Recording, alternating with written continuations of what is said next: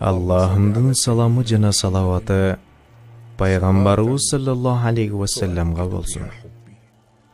Аллахым, салават айтуу менен жүрөктөрүбүздү пайгамбарга болгон сүйүүгө толтур. Пил окуясынан 50-55 күн өткөн соң, ааламдардын мырзасы саллаллаху алейхи вассалам жарык дүйнөгө келди. Ал төрөлгөн күнү бүткүл аалам нурга толуп, кубанычка бөлөндү. Ал Роббил Аувал айынын 12-нчи түнү дүйшөмбүдө жарык дүйнөгө келди. Андан ары эмне болду? Чогуу көрөлү. Эй, калайык! Эй, калайык кал! Сүйүнчү! Бул түнү Ахмат төрөлдү. Ахмат!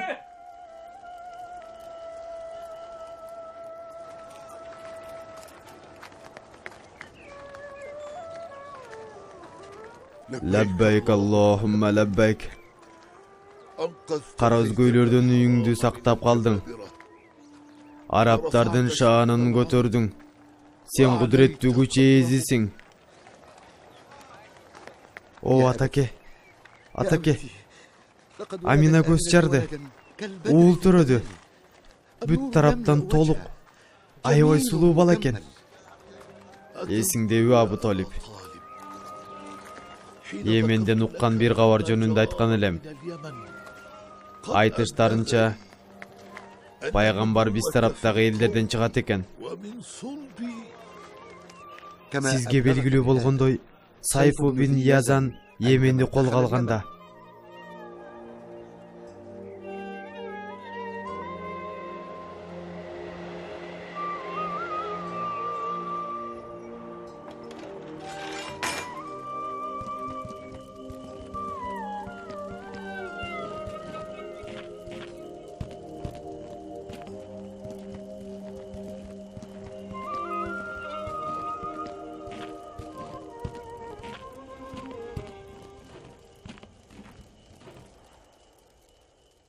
жакыныраак кел, Курайштын башчысы.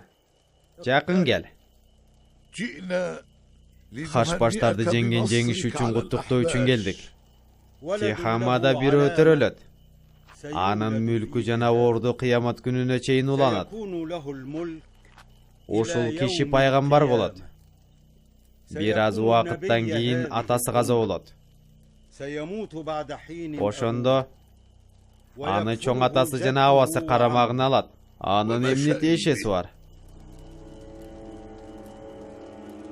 Ал сенин урпаңдан чыгат, эй Абдул-Мутталип.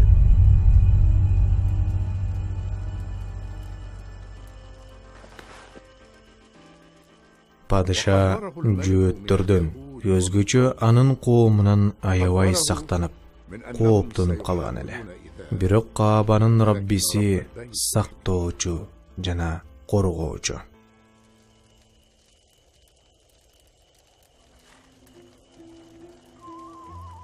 Аваңдын баласын жакшы кара. Мен аны макталган, мактоого татыктуу же Мухаммад деп атадым. Ал асман, жерде макталган киши болсун. Мухаммад. Аллах күбө. Абдулла менин эң сүйүктүү. Бир боору миним эле.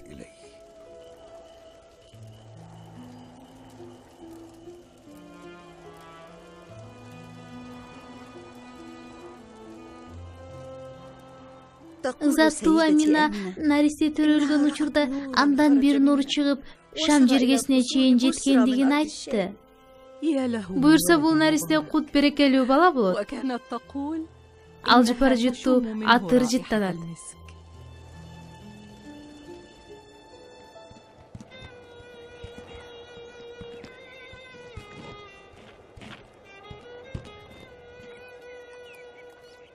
Бир аз сабыр кыл, Халима. Бул абалдан да кутулабыз. Бир жылдан бери абалыбыз ушул. Жада калса, бул төбү соо эмес. Ал да аксак. Байкуш балам. Жүрө кой Меккеге. Тезирээк баралы.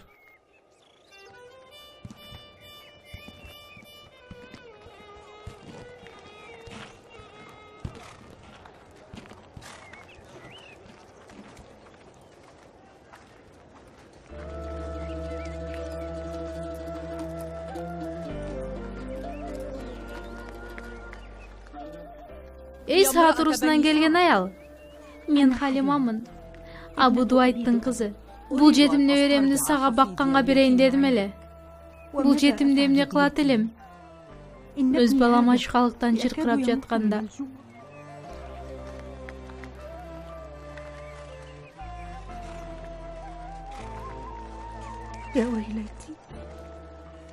О, Кудайым ай. Эмне кылсам экен? Балким бириге ушул балада болуп жүрбөсүн?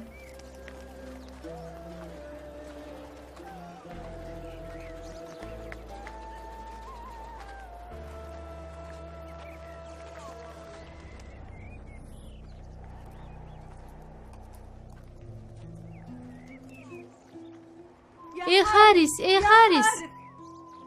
Эмне болду, Халима? Бул бала мага абдан жакты. Ал эмген сайын сүтүмө береке болуп, ал да бала болсо сүткө тоюп жатышат.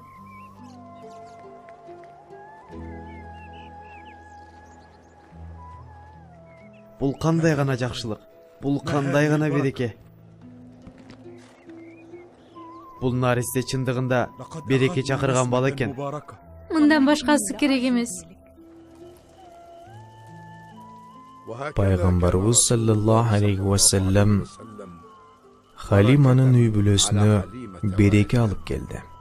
Анын себебинен Халима жана Харистин үйүндө токчулук орун алды. Алардын малдары сүттүү, майлуу болуп, балдары ачкачылыкты эстен чыгарышты. Албетте бул пайгамбарыбыздын себебинен болчу. Ошентип Халиманын бүлөсү кайта арда баарынан ашып жөнөштү.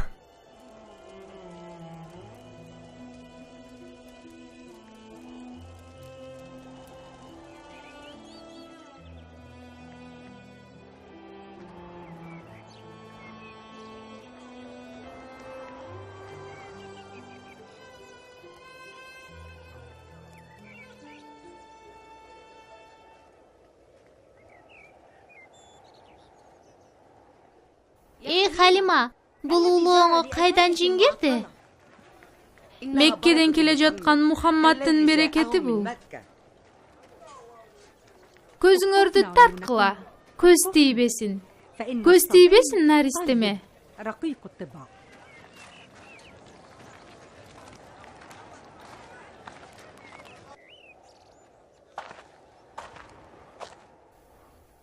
Эмне болду сага, эй Харис? Карачы, Мухаммаддын жашы 2ге да чыгып калды. Сен эмне, Мухаммадды энеси Аминага кайтарып, мени андан ажыраткың барбы? Аллах күбө. Сенден ажыраткым келбейт. Бирок ата-энесинин акысын да унутпашыбыз керек. Эй сүйүктүү Мухаммедим. Арадан 2 жыл өттү. Сени өзүмдөн да жакшы көрөт элем. Сен дагы эле алыстасың. Эх, сүйүктүү наристем. Сагыныч мени алсыратып жатат. Берекелүү көзүңдү сагындым. Сагынычка туруштук бере албайм, каралдым. Абдул-Муталиптин кызматкери сагынычтан бир жакта, сүт эне Халима айрылуудан бир жакта ыйлап жатышты. Эч бир жанга окшошпогон нурдуу наристе Мухаммад жашы 2ге жете электе эле акылдуулук, зээндүүлүк сыяктуу белгилери менен башка балдардан өзгөчө эле.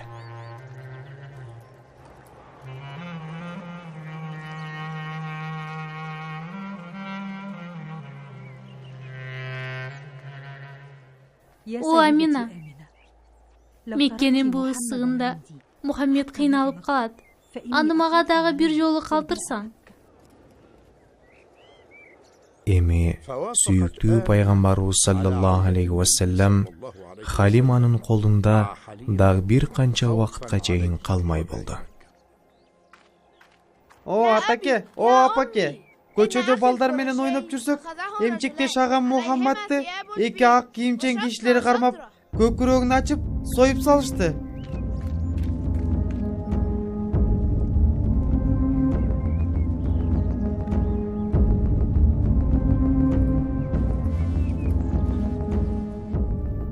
Сага эмне болду балам? فقال الرسول صلى الله عليه وسلم Пайгамбарыбыз саллаллаху алейхи ва саллям عليهما аппак кийимчен ثياب эки киши келип, анын көкүрөгүн сойгонун, бир нерсени алып салышканын жана ал эмне экенин билбестигин айтты. لا أدري ما هو. Эй Халима, бул балага бир жамандык болушунан корком. Бул жөнүндө туугандарына кабар бериш керек.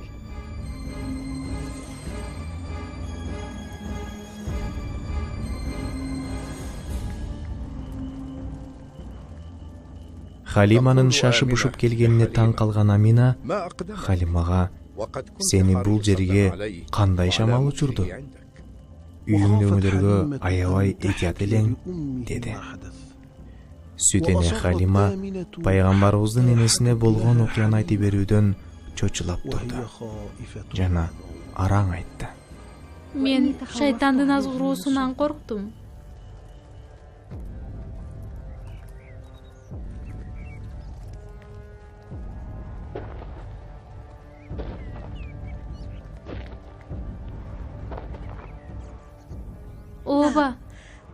Оба эй башчы Абдулмутталип. Бүгүнкү күн кандай гана керемет. Небереңиз менин жанымда жүрөт. Жашы 4кө чыкканда араң кайтты. Негизгиси аны менен береке келди. أنه عاد Буюрса алтай экелерине Язип ибн Наджарга Ясрибке жолго чыгат. بني عدي بن النجار بيثرب. Нурду балакай эмеле келсе, ал дагы башка жакка аттанат турбайбы?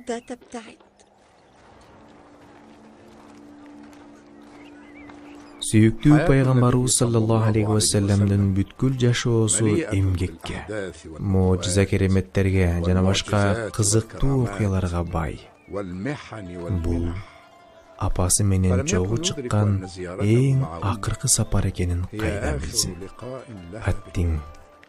Бул сапарда апасы Мекке жана Мадинанын так ортосунда, тагыраагы Абуа деген жерде кайтыш болот. Кандай гана кайгылуу данышманым. Аллахтын пайгамбарга бергендерине таң калам. Атасы Абдулла Шамдан келе жатып, катуу ооруп калды да каза болду. Оба, апасы да дүйнөдөн кайтты. Ошентип атасы анын артынан эле апасы каза болду да атасынын жанына коюлду. صلى الله عليه وسلم